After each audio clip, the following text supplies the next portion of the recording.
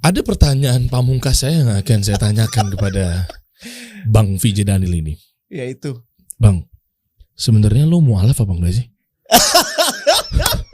oke.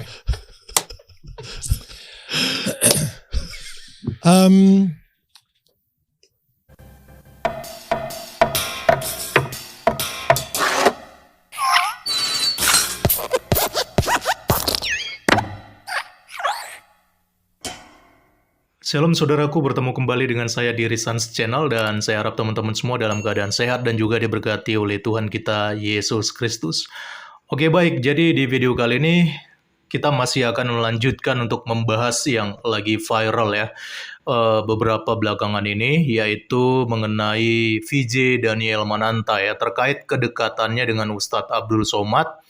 Sehingga muncul isu kalau Daniel ini sudah menjadi seorang mualaf atau dengan kata lain sudah masuk ke agama Islam. Nah, isu ini banyak diangkat oleh beberapa channel-channel di YouTube ya. Meski pada akhirnya ya belum ada klarifikasi resmi dari seorang Daniel itu sendiri ya, teman-teman.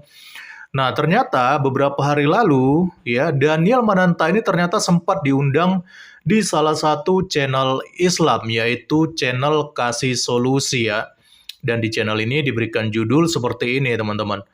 Eksklusif, cuma di sini Daniel Mananta buka suara usai heboh dikabarkan masuk Islam.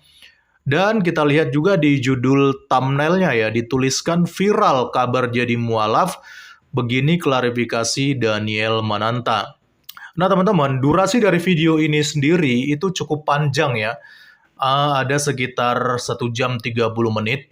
Jadi di video kali ini saya hanya akan menampilkan beberapa inti dari ucapan Daniel Mananta di dalam video ini supaya durasi pembahasan kita tidak terlalu panjang dan juga melebar. Tapi kalau teman-teman ingin melihat videonya secara lengkap, bisa langsung nanti lihat langsung dari sumber aslinya, yaitu dari channel Kasih Solusi ya teman-teman. Oke, langsung aja kita akan simak seperti apa klarifikasinya Daniel Mananta di dalam video ini sebelum nanti kita akan tanggapi lebih lanjut. Kita masuk ke episode tahun 2022. Wah, ini yang ditunggu-tunggu nih. Aduh. Sampai juga nih. Seru. Akhirnya kita bahas klarifikasinya atau mungkin apa Oh, tujuannya. Anda dari Corbusier ya? Bukan. Dari Corbusier. Oke. Aduh. Gimana tuh jadinya? Hah? Ini 2022 dong, jerninya dong. Ini 2022. Yang kan, Oke. ini nyambung sini Akhirnya dong. gue bisa menjawab pertanyaan Coach Rene tadi. Oke. Prosesnya gimana sih, Nel? Ya. Prosesnya menarik banget. Suara yang sama di hati gue ketika gue melihat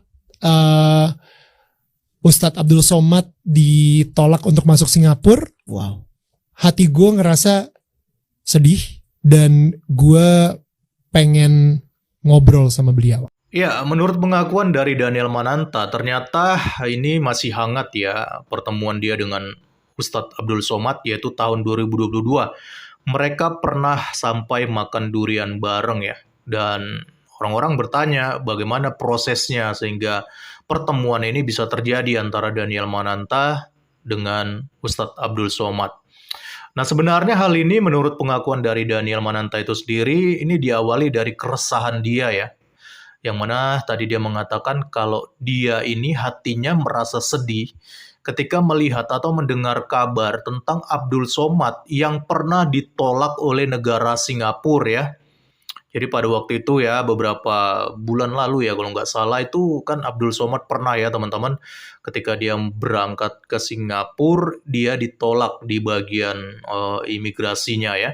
Jadi ditolak karena pemerintah Singapura pada waktu itu mencurigai bahwa Abdul Somad ini punya agenda tersembunyi. Ya walaupun pada waktu itu dia mengatakan kalau dia melakukan kunjungan sosial, tetapi pemerintah Singapura tidak percaya begitu saja karena memang ya menurut pemerintah Singapura si Abdul Somad ini dicurigai sebagai ustadz atau tokoh agama yang mengajarkan tentang paham radikal dan pemerintah Singapura tidak ingin pada waktu itu Abdul Somad datang ke Singapura untuk mengajarkan tentang paham-paham radikal ini.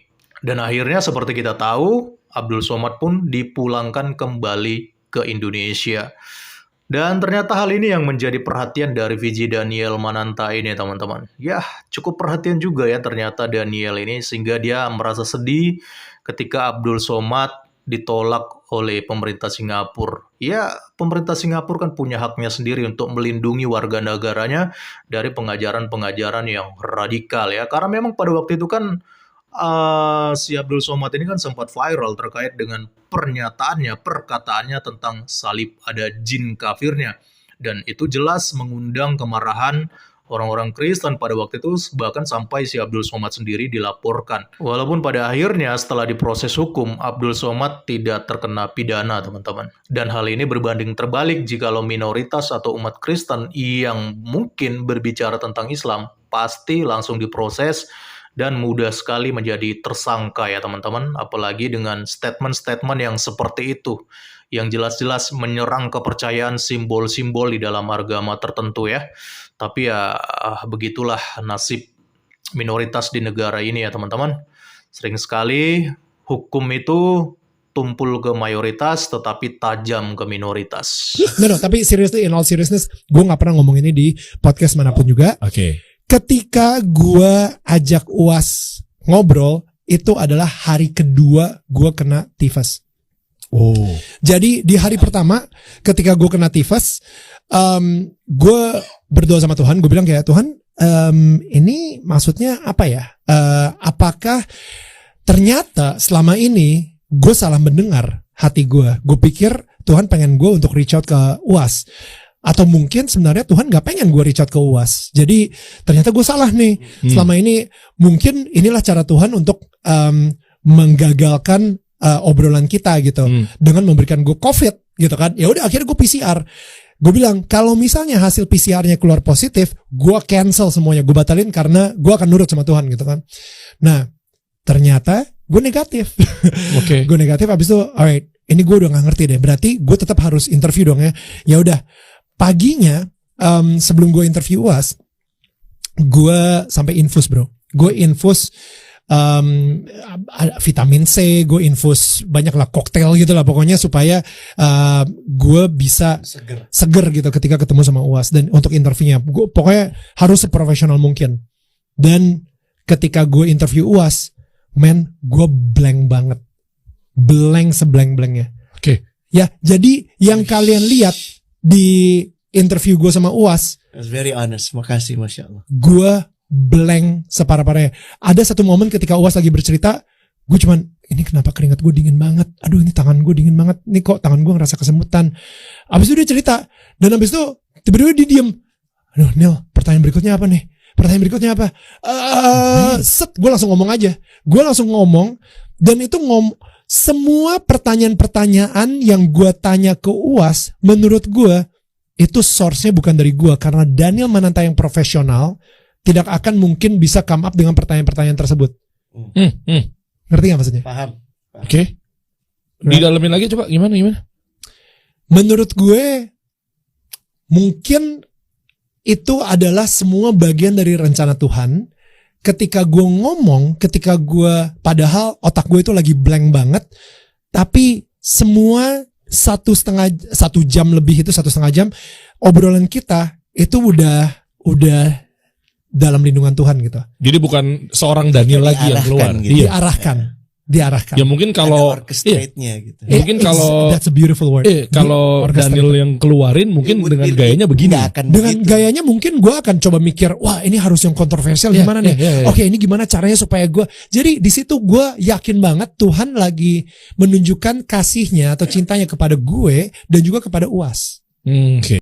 Kalau pada bagian ini, Daniel dia menjelaskan proses di mana ketika dia pada waktu itu sedang podcast atau melakukan interview dengan Ustadz Abdul Somad di channelnya ya teman-teman.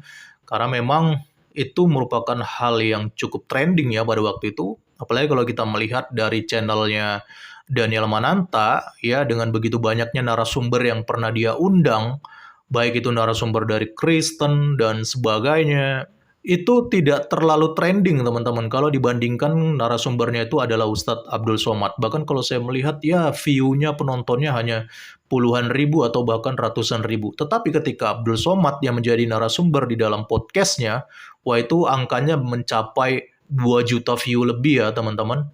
Dan mungkin hal-hal seperti ini yang akhirnya membuat Daniel, wah ada peluang nih ketika dia dekat dengan Ustadz Abdul Somad dibandingkan dengan beberapa narasumber sebelumnya yang tidak terlalu trending, dan mungkin hal ini yang membuat dia semakin tertarik gitu untuk lebih dekat lagi dengan Ustadz Abdul Somad. Ya ini hanya spekulasi ya teman-teman. Ya saya juga kan tidak bisa menghakimi Daniel Mananta begitu saja. Tetapi ya memang faktanya kalau kita berada di dalam dunia entertain, ya begitulah. Makin kita menciptakan sensasi ataupun kontroversi, maka insight atau bahkan view itu bisa makin meningkat teman-teman. Dan saya harap Daniel Mananta bukan tipe orang yang seperti itu ya. Walaupun pada akhirnya kita bisa melihat ada beberapa kontroversial dan sensasi yang tercipta dari statementnya sendiri, teman-teman. Jadi ketika waktu itu terjadi podcast interview dengan Ustadz Abdul Somad, si Daniel ini dia memberikan sebuah cerita kesaksian ya. Bagaimana ketika podcast itu terjadi, itu 2 hari setelahnya itu sudah hari kedua katanya dia terkena tipes teman-teman. Dan juga dicurigai Daniel Mananta ini terkena gejala COVID. Dan di sini Daniel Mananta ini merasa bahwa ini mungkin adalah cara Tuhan supaya tidak terjadi interview dengan Ustadz Abdul Somad. Ya, tetapi pada akhirnya ketika dia keluar hasil tes PCR-nya dan dinyatakan negatif, kemudian terjadilah interview tersebut dengan Ustadz Abdul Somad. Dan di tengah interview dengan Ustadz Abdul Somad ini, Daniel Mananta sempat ngerasa ngeblank teman-teman. Dia ngeblank, dia katanya keringat dingin dan tangannya kesemutan. Dan Daniel mengatakan bahwa semua pertanyaan-pertanyaan yang disampaikan ke Ustadz Abdul Somad itu seperti bagian dari rencana Tuhan. Itu klaim dari Daniel Mananta ya. Dan dia merasa bahwa obrolannya sudah seperti berada dalam arahan atau kontrol Tuhan. Dan menurut Daniel sendiri, source-nya itu, sumbernya bukan lagi dari dirinya, tetapi karena dia merasa sudah ngeblank duluan dan dia meyakini bahwa kalau pada saat itu Tuhan sedang menunjukkan kasih-Nya baik kepada Daniel dan juga kepada Ustadz Abdul Somad pada waktu itu. Makanya dia seperti berada di dalam kontrol Tuhan, pertanyaan-pertanyaan yang keluar pun seperti berada di dalam kontrol Tuhan. Itu menurut pengakuan dari Daniel Mananta ini. Oke. Itu sah-sah aja sih kalau dia bisa mau mengeklaim seperti itu ya. Tapi mari kita coba lanjutkan lagi ya videonya. Supaya kita bisa membangun hubungan bersama-sama. Lu tau gak, gue selalu bilang ini ke teman-teman gue. Gue bilang ketika ada orang ngeliat gue duduk bersama UAS, abis itu fotonya itu tercapture, lu tau gak siapa yang tersenyum? Siapa? Tuhan. Aduh, Tuhan tuh tersenyum banget. Gue ngerasa Tuhan tuh seneng banget akhirnya ngeliat umatnya itu bisa duduk bersama. Pada bagian ini teman-teman, menurut Daniel ya berkaitan dengan yang tadi yang dia katakan bahwa sepertinya dia berada dalam kontrol Tuhan, dan dia mengatakan bahwa sepertinya Tuhan sedang menunjukkan kasih-Nya terhadap Daniel dan juga terhadap Ustadz Abdul Somad. Dan Daniel merasa ketika dia sedang duduk bersama dengan Ustadz Abdul Somad membahas tentang apa yang mereka bahas pada waktu itu, dan mereka duduk bersama dan foto itu tercapture ya, Daniel merasa bahwa Tuhan sedang tersenyum dan senang banget ya, akhirnya melihat Daniel dan Ustadz Abdul Somad ini bisa duduk bersama ya. Jadi dia mengeklaim seperti itu, dia merasa bahwa Tuhan itu sepertinya senang ya dan tersenyum melihat Daniel dan UAS duduk bersama, umatnya duduk bersama. Aduh. Ya, teman-teman. Ini Tuhan yang mana dulu nih ya, yang tersenyum ini ya. Karena Tuhan yang Daniel percaya, yaitu Yesus Kristus, sebagaimana yang dia imani di dalam agamanya sekarang, itu tidak diakui ya sebagai Tuhan loh, ya, oleh kalangan Ustadz Abdul Somad. Jadi mendengar statement Daniel ini, saya lebih melihat seperti ada paham sinkretisme ya di sini ya. Kalau teman-teman tahu ya, dalam sinkretisme agama itu adalah paham yang merupakan perpaduan dari beberapa paham atau aliran yang berbeda untuk mencari keserasian, keseimbangan di dalamnya. Dan paham ini bahaya, teman-teman. Kenapa? Karena kita masing-masing di dalam agama itu meyakini Tuhan yang berbeda. Kita percaya dalam Kristen, Yesus Kristus adalah Tuhan. Bagi kita itu valid, no debat ya. Tetapi di satu sisi, di pihak lain, kalangannya Ustadz Abdul Somad kan tidak mempercayai bahwa Yesus Kristus itu adalah Tuhan ya. Dan mereka meyakini Allah SWT yang menjadi Tuhan ataupun Allah mereka. Jadi saya sedikit merasa terganggu dan tidak nyaman dengan apa yang disampaikan oleh Daniel Mananta ini, karena ini bisa cenderung mengarah ke sinkretisme akhirnya. Saya nggak tahu ya, nggak ngerti. Daniel ini sepertinya terlalu polos, dia tidak mengerti atau memang dia tidak mau belajar tentang hal ini. Jadi agak lucu ya teman-teman kalau Daniel berani mengklaim kalau Tuhan sedang tersenyum dan senang melihat Daniel dan Uas duduk bareng bersama. Sedangkan di sisi yang lain Tuhan yang Uas yakini itu sudah berbeda. Bahkan bukan hanya berhenti sampai di situ. Karena Tuhan yang Daniel percaya sebagai Yesus Kristus itu tidak diakui sebagai Tuhan bagi Uas ya. Bahkan simbol salibnya sendiri pun ya, simbol salib dari Yesus Kristus itu sendiri pun pernah dihina sebagai tempat bersarangnya jin kafir. Jadi bagaimana mungkin Tuhan Yesus tersenyum melihat kalian duduk bersama? Ya, sementara argumentasi-argumentasi yang kalian keluarkan itu banyak yang sifatnya kontroversial ya. Dan tentu bertentangan dengan iman Kristen. Jadi saya sangat menyayangkan kalau Daniel mengatakan Tuhan sedang tersenyum melihat kalian duduk bersama. Sementara di sisi yang lain, buah daripada kalian duduk bersama adalah malah si Daniel membuat statement yang akhirnya menjadi kontroversial yang sedang viral sekarang, yaitu mengenai tuduhan Daniel kalau Kristen menyembah patung. Dan saya pikir itu sangat-sangat kacau, teman-teman. Jadi perlu dipertanyakan ini, Tuhan mana yang tersenyum jikalau hasil dari kalian duduk bersama, ngobrol bersama, malah menjadi suatu hal yang keliru dan juga kontroversial. Oke. Ini kita udah bahas kemana-mana, Gila, detail udah dapet ya. Spiritual banget. Ada pertanyaan pamungkas saya yang akan saya tanyakan kepada Bang VJ Daniel ini. Ya itu. Bang, sebenarnya lo mualaf apa enggak sih? Oke.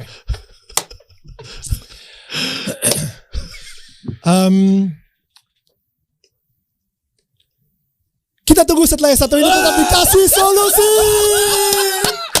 Pada bagian ini teman-teman, ternyata pertanyaan pamungkas dari pembawa acara di channel ini, yaitu apakah Daniel Mananta sudah mualaf, ternyata tidak dijawab secara langsung teman-teman. Dan dari segi komersil ataupun entertain, ini adalah strategi yang bagus teman-teman. Kenapa? Karena orang-orang akan terus dibuat penasaran dan bertanya-tanya sehingga mereka akan terus mengikuti perkembangan informasi tentang Daniel ini. Karena tidak ada klarifikasi langsung pasti yang mengatakan bahwa dia sudah menjadi mualaf. Tapi kalau saya menilai dari setiap perkataan Daniel tadi yang sebelum-sebelumnya dia sampaikan di dalam videonya, saya bisa simpulkan bahwa Daniel ini secara resmi belumlah menjadi seorang mualaf ya teman-teman. Hanya saja saya khawatir dengan statement-statementnya tadi yang bisa menjurus ke arah sinkretisme jikalau ia tidak dibimbing oleh seseorang yang tepat. Apalagi kalau kita melihat pergaulannya, dia malah sering muncul di podcast-podcast dari channel-channel muslim sendiri. Harusnya kalau dia memang benar-benar mau lebih lagi belajar tentang iman yang dia yakini sekarang, agar tidak salah kaprah dan keliru, atau bahkan terbawa pemikirannya sendiri yang terbatas, maka buatlah podcast-podcast dengan tokoh-tokoh agama yang seiman dengannya gitu loh. Ya bisa mungkin undang tokoh-tokoh agama Kristen, atau mungkin para romo-romo Katolik, itu kan ada banyak gitu yang main-main di channel YouTube ya teman-teman. Itu lebih baik supaya dia bisa banyak belajar dari mereka, dan jikalau ada pemahamannya yang keliru, itu bisa diluruskan teman-teman. Tapi ya kalau kita melihat di sini ya, kalau niatnya cuma untuk komersil atau juga untuk entertain dan menjadi bahan pembicaraan publik, maka kita juga tak perlu heran ya kalau yang diajak ngobrol malah justru dari kalangan saudara-saudara kita yang muslim, yang tidak seiman. Jadi kalau begini bagaimana mungkin bisa tercerahkan? Saya khawatir kalau begini terus, maka Daniel ini bisa semakin menjurus ya pemahamannya terhadap hal-hal yang bertentangan dengan iman yang dia yakini sekarang, yaitu Kristen. Ya, jadi ya beginilah teman-teman ya, nasib seorang entertain ya. Memang kadangkala ada tuntutan-tuntutan yang mengharuskan ya. Kalau kita tidak kuat, ya baik itu secara idealis ya, atau bahkan secara iman, maka sering sekali mungkin kita lebih memilih terhadap suatu hal yang sifatnya lebih kontroversial, sensasi, dan sebagainya. Karena ya itulah yang dibutuhkan oleh entertain. Kalau Anda hanya bicara tentang hal-hal yang normal, yang biasa-biasa, dan tidak ada sensasi di dalamnya, maka kita akan kesulitan ya bisa menjual nama ataupun bahkan bisa mendapatkan komersil dari hal-hal begitu. Ya mungkin memang itu sudah resiko menjadi artis ya teman-teman. Apalagi kalau tuntutan hidup, biaya hidup itu besar, maka harus pintar-pintar untuk putar otak agar bisa terus menjadi perbincangan di kalangan publik. Tapi tentu itu bertentangan dengan iman Kristen. Di dalam iman Kristen, apapun itu ya teman-teman, persoalan apapun, kesulitan hidup apapun, ya kita dituntut untuk tetap menjadi seorang Kristen yang rendah hati dan menjauhi diri dari hal-hal yang kontroversial yang bertentangan dengan iman kita. Apalagi dengan statement-statement yang justru menjadi blunder dan membuat kita malah bertentangan dengan iman kita sendiri. Oke, mungkin itu aja yang bisa saya sampaikan dalam video kali ini. Salam kritis, Tuhan Yesus memberkati. Shalom.